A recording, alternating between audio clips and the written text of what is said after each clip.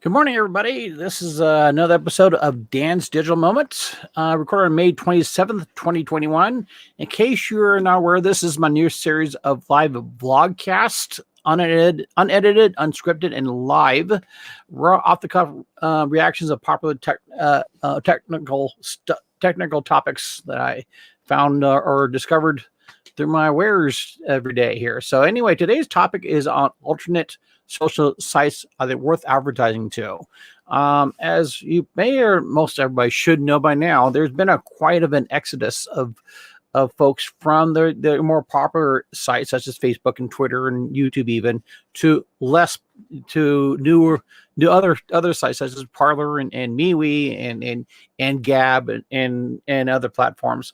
And myself, I've been everywhere for quite a long time. So a lot of these platforms I've been on for a well before everybody decided to come over. So it was a welcoming experience having new people on these other platforms. So a big question on a lot of my clients have, even myself, is it worth to advertise on these other platforms? Because they obviously have a lot fewer members than, say, Facebook or YouTube or Twitter. And that's a very valid question, especially with small businesses and stuff like that are advertising online. So let me give the pros and cons real quick about this. One of the pros about Facebook and Twitter's fact is they got lots of eyes. Okay. I had been a big fan of both platforms. However, I get be upfront with you. And I covered this in one of my Tech Talk episodes a long time ago, 3 or 4 years ago. I actually got banned from Twitter. And for really ridiculous things. I had a rebuttal against somebody trying to boycott In-N-Out burgers in California here. And so I was one of the first. Now people get banned all the time. I was way ahead of everybody back then. So it really frustrates me because I lost about 60, 70,000 followers there. And I worked very hard to follow me. So I'm not a celebrity by any means. I'm just a guy that knows a lot about technology, try to help small businesses, yada, yada, yada. So building a fan base, a following like that was a lot of work. Okay. Yes, I was pissed. Okay. And on top of that, I was able to, I had some techniques where I could put a lot of traffic on a site. I mean, thousands of visitors, fresh visitors on a site within 24 hours. Done it quite a few times. However, that has dissipated over the years. Twitter has become a very toxic environment, mostly politically motivated. I'm not going to get into one side or the other. It's just fact is fact. It's very politically motivated now. The traffic, I can still technically get that traffic to a site, but there's a lack of buyers in that traffic now. So it's almost worthless.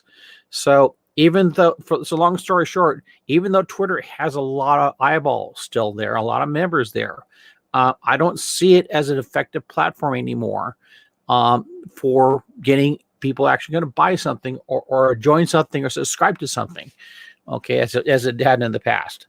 And it's reflecting to that too. Twitter recently has had some issues where they had to fess up to their investors, saying, hey, you know what?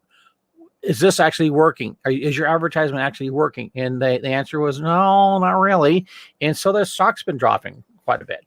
Facebook is a different situation. They rely mostly on what they know about their followers and users and members and stuff like that. You're probably very familiar with Facebook's. It basically knows there's several movies and videos about Facebook's algorithm and how much information they collect on people and their artificial intelligence stuff. They really need to know people. They know about people who are not even members of Facebook. So they predict what you're going to like and so on and so forth. Just being clinical about this, that's a very powerful advertising tool. And I even have to admit, it's been very effective on my end, okay? Because I'm able to pinpoint accurately target a certain audience in Facebook where you can't really do it in any other platform. However, Facebook is also not at the level of Twitter banning members, but they are limiting or throttling members back. So there's an issue there. here comes the the other platform that people are leaving to and going to, like Parler and Gab and MeWe, stuff like that. First of all, let's talk about Parler and Gab. There's no advertising on either one of those platforms. I'd love to. So I was on Parler very early, very, very early. And usually when you, and I'm also, let me, as I mentioned before, I'm in many different platforms, and most of these other platforms are more techie based people. Okay, I was on 4chan way, way, way, way long time ago. Mostly it's because I can talk to other techies and find information I need to for certain projects, so on and so forth. Kind of same thing, more or less Parler, Gap, stuff like that. A little bit more politically motivated though. So anyway, there's a certain profile of people that use Parler, use Gab, kind of use MeWe as well. Okay, and you can say, let's say they're conservatives. So there is in advertising marketing, there is a benefit of being able to find that market, and so there is a potential of these platforms being very effective advertisement tools. Once again, Parler and Gab, they're not having they're not advertisement funded. So in which I think they should really change. MeWe is, to some extent, be honest, I have not tried that. I did some pilot projects, didn't really get anywhere with it. So that said, now there's the other way here too. Do some like I call free advertisement, where you start posting stuff and using hashtags and stuff like that, like I kind of do with Facebook and Twitter, other places. There is some benefit to that because frankly it's free.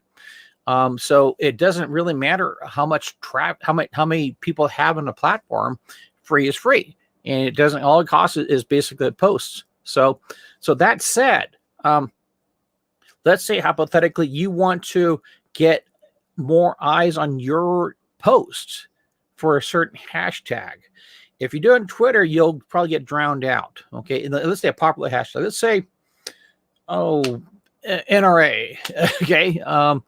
And if you have hashtag NRA on Twitter, you probably won't even be noticed. However, in Parler or whatever, you'll probably be one of the handful of people that actually have a post on there that you can find.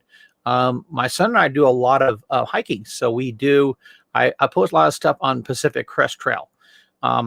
I get a lot of visibility on Parler with that, whereas in Twitter, and there's so much stuff that it just gets floated out. So there's a benefit of having a smaller audience because you rise to the top faster. Okay, and also advertising wise here, the smaller platforms is cheaper or for free right now. So there's a benefit to that. You can actually probably get a more focused audience cheaper than you could on, let's say, Facebook or Twitter. Something else to think too, local targeted advertisement here. If you're doing geo-targeted advertising, for example, let's say you're a restaurant in your town. This is where kind of Google comes in. It's a whole different market.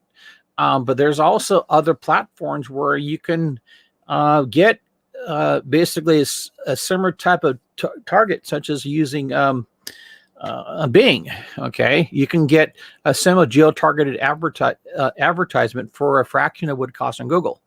So that's something to think about. So, long story short, these other platforms are going to become beneficial for advertisement. They all are, actually. Okay, it really comes down to cost per contact, cost per visitor traffic, bottom line sales. Okay, if you get 10 people on a website on Parler or Gab or Facebook or Twitter, and one of them buys something and it's cash positive, by all means, that's a good ad. that's a good campaign. So in short here, to kind of wrap things up, they all are going to become a popular place to get. It's something definitely worth looking at. Okay. And it comes down to the bottom line, dollars. Okay. If it's good, if you can advertise a certain platform, makes you money, then that's a good place to do it. So anyway, any questions? Or, oh, by the way, I have a fancy little doohickey down here. I'm going to show you guys any questions you might have, concern you have about this or any other topic. Post in the comment section of the video you've seen here, or a podcast episode on primeconstant.net, or you can contact me at Dan Harley at primeconstant.net is my email address. Make sure you mention a subject from Dan's Digital Moment, so I know it came from you. You see one of these see this video here, and because I get loads of emails, and I want to make sure I am able to see your email and respond to it. Or call us at 760-247-4814. You talk to myself or one of my colleagues, one of my representatives there, and we'll answer your questions and help you out. Also, do me a big favor. Share this with friends and colleagues out there, especially, hopefully this could be helpful for somebody out there and who's trying to expand their business, so on and so forth. So anyway, thanks for watching, listening, and thanks for hanging out with me for a few minutes. And good luck and Godspeed to your all success. And we'll see you in the next episode.